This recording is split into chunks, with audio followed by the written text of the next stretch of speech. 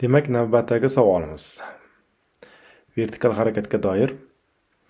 Vertikal yuqoriga tik otilgan jism 12 sekunddan so'ng o'zining dastlabki holatiga qaytdi. Jismning maksimal ko'tarilish balandligini toping. Hop, bitta qoida bor. Vertikal yuqoriga otilgan jism qancha vaqtda yuqoriga ko'tarilgan bo'lsa, shuncha vaqtda qaytib tushadi. Demak, biz birinchi o'rinda boshlang'ich tezlikni topa olishimiz kerak bo'ladi. Demak, yerdan v0 tezlik bilan jism otildi. Jism otilib, qaytib tushgunicha 12 sekund vaqt ketdi. 12 sekund vaqt ketdi.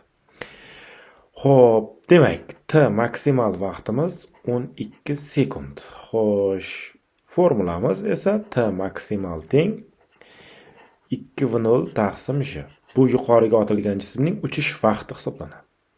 Shu yerdan boshlang'ich tezlikni topsak, v0 teng j t m taqsim 2.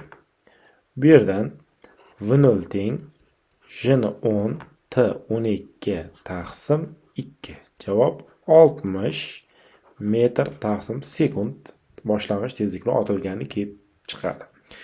Bizdan so'ralishicha maksimal ko'tarilish balandligi haqida gap ketyapti. H maksimal teng v0 kvadrat taqsim 2j.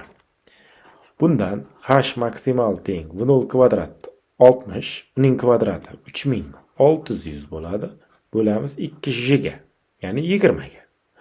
Xo'p, bundan 180 metr degan javob kelib chiqadi. Rahmat.